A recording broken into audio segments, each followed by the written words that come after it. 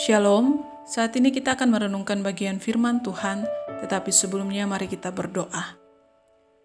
Tuhan Yesus yang baik, terima kasih karena kami masih diberikan waktu dan kesempatan untuk menikmati nafas kehidupan dari Engkau.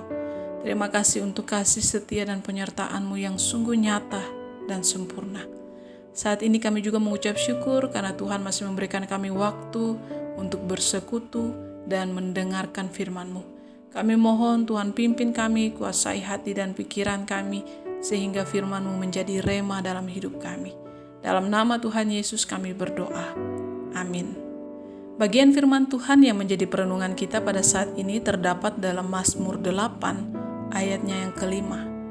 Begini bunyi firman Tuhan, apakah manusia sehingga engkau mengingatnya? Apakah anak manusia sehingga engkau mengindahkannya? Tema perenungan kita pada saat ini yaitu, siapakah manusia? Daud merasa begitu dikasihi Tuhan sehingga dia berpikir sebenarnya manusia itu tidak pantas menerima kasih Allah Bapa yang rela mengutus anaknya ke dunia dan mati di kayu salib. Jika kita berpikir, siapakah manusia sebetulnya? Dari Alkitab kita bisa mengetahui beberapa hal, yaitu yang pertama, manusia itu berasal dari debu, lalu diberi nafas hidup. Dalam bahasa asli yaitu roh oleh Allah dalam Kejadian 2 ayat 7. Maka janganlah merasa diri hebat. Yang kedua, setelah mati, manusia atau tubuh jasmaninya akan kembali menjadi debu. Tetapi rohnya akan kembali kepada Allah, Sang Penciptanya. Berarti rohnya tidak mati.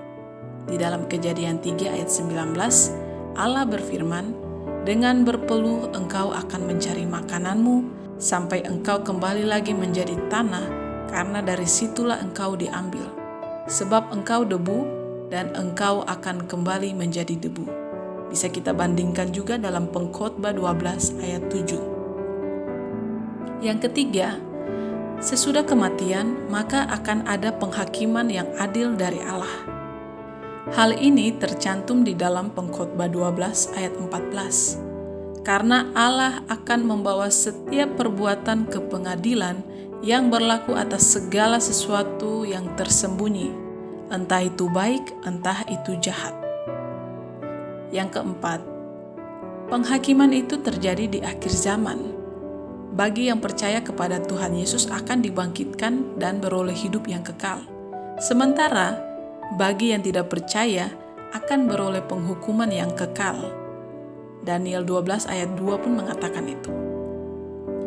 Namun demikian, janganlah takut dan khawatir. Tuhan Yesus selalu mengingat kemalangan kita. Artinya, Dia selalu mempedulikan kita. Yesus selalu mengindahkan kita. Artinya juga, Dia mau mengangkat dan mengasihi dan membuat kita menjadi ciptaan yang mulia. Dan kiranya kita mengalami seperti yang Daud alami. Itu pun doa saya. Yang perlu kita ingat adalah, kita bukanlah orang hebat. Kita lahir ditolong oleh orang lain. Nama kita pun diberi oleh orang lain. Mandi pertama dan terakhir pun dikerjakan oleh orang lain. Uang didapat dari orang lain. Makanan disiapkan oleh orang lain. Kalaupun nanti kita mati, kita pun dikubur oleh orang lain.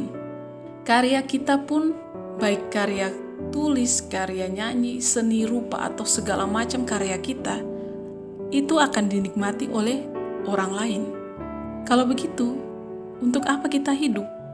Mungkin kita bertanya kepada Tuhan, kalau begitu kenapa kita hidup ya Tuhan? Seiring berjalannya waktu, kita akan mengerti kalau kita hidup hanya untuk Yesus dan memberkati orang lain. Sehingga kita pun akan senang, kita pun akan bersuka cita ketika hidup kita menginspirasi, mencerdaskan, menghibur, dan mengasihi orang lain, bahkan memberkati orang lain. Siapa orang lain itu? Tentunya orang-orang di sekeliling kita. Manusia tidaklah berarti jika tidak ada Tuhan Yesus yang mengangkat dan menyelamatkan kita dari jurang keberdosaan. Mari kita berdoa. Tuhan Yesus, terima kasih untuk firman-Mu yang sudah mengingatkan kami, mengajarkan kami bahwa kami berharga dan tujuan hidup kami hanyalah untuk Engkau dan memberkati orang lain.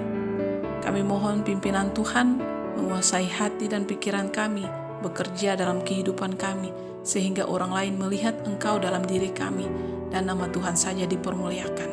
Terima kasih Tuhan Yesus untuk firman-Mu. Kami bersyukur dan berdoa, haleluya. Amin. Tuhan Yesus memberkati.